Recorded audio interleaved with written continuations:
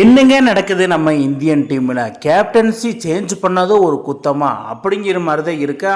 அது என்னெல்லாம் நடந்தது, அப்படி என்ன தான் ஆச்சுன்னு பார்க்குறதுக்கு முன்னாடி நம்ம சேனலை சப்ஸ்கிரைப் பண்ணிக்கோங்க. கொஞ்சம் சப்போர்ட் பண்ணுங்கள் ஃப்ரெண்ட்ஸ் நம்ம சேனலுக்கு. ஸோ இந்தியன் டீம் வந்து பார்த்தீங்கன்னா கடந்த ஒரு 5-6 மேட்சாக லாசஸ்ட்டு மட்டுமே சந்தித்து வராங்க.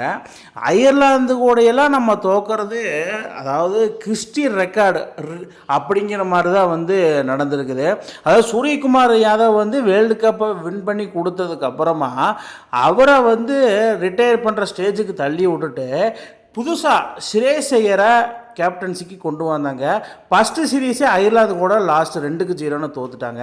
இப்போ இங்கிலாந்து மறுபடியும் டூரு போயிட்டு ஆல்ரெடி அயர்லாந்து டூரில் போயிட்டு சீரீஸை லாஸ் பண்ணிட்டாங்க. இப்போ இங்கிலாந்துலேயும் வந்து பார்த்தீங்கன்னா 0-3 அப்படிங்கிற மாதிரி சீரியஸை லாஸ் பண்ணிட்டாங்க ஆல்மோஸ்ட் அப்படின்னு தான் சொல்லணும்.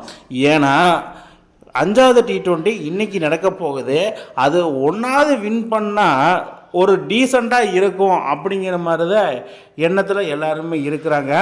ஆல்ரெடி வந்து ஐஎல்டி சீரீஸ் வந்து இஸ் கான். ஸோ இன்றைக்கி எப்படியாவது கம்பேக் கொடுத்தே ஆகணும் அப்படிங்கிற ஒரு முனைப்போட ஸ்ரேயஸ் ஐயர் அண்ட் கோ கௌதம் கம்பீர் கிட்ட ஹெட் கோச் கிட்ட சொல்லியிருக்கலாம். பெரிதும் எதிர்பார்க்கப்படுகிறது இன்றைக்கி வந்து வின் பண்ணியே ஆகணும் அப்படிங்கிற மாதிரி ஒரு கட்டாயத்தில் இருக்கிறாங்க. சுச்சுவேஷனும் கொண்டு போயிருக்காரு ஸ்ரேயஸ் ஐயர். அதாவது ஸ்ரேயஸ் ஐயர் கேப்டன்சி ஏற்றதுலேருந்து 6 மேட்ச் ஆடிட்டார். அந்த 6 மேட்ச்சில் வந்து பார்த்திங்கன்னா ஒரு மேட்ச் கூட ஒன்றும் வின் பண்ணல. அதுதான் வந்து மேஜர் பாயிண்ட்டாக வந்து அங்கே வைக்கப்படுது.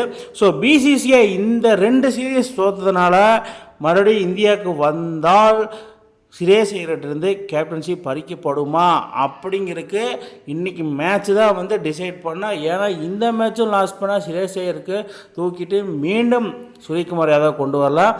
பட் இந்த இடத்துல ஒரு ஸ்லைட்லி ஸ்குவாடு சேஞ்ச் இருக்கலாம்.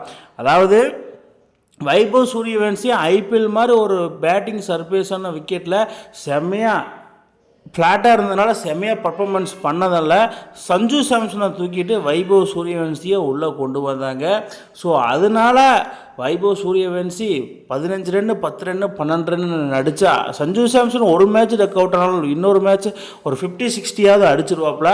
அதுதான் எல்லாத்தோட கேள்வியில் வந்துட்டு இருக்குது. வைபவ் சூரியவன்சியை பாருங்கள், செகண்ட் T20 இறக்குறாங்க. ஏன்னா சஞ்சு சாம்சன் ஃபஸ்ட்டு T20 வந்து 2 ரனில் அவுட் ஆனதுனால வைபவ் சூரியன் செகண்ட் T20 இறங்குறதுனால 10 பாலுக்கு 14 ரன் அடித்து அவுட் ஆகி பெவிலியன் திரும்பினார். ஸோ அதுக்கப்புறமா எல்லாரோடும் எதிர்பார்க்கப்போது செகண்டு தேர்டு T20 எல்லாத்துலேயும் வந்து பார்த்திங்கன்னா வைபவ் சூரியவன்சி 4th T20 செம்மையாக பர்ஃபார்மன்ஸ் பண்ணலை.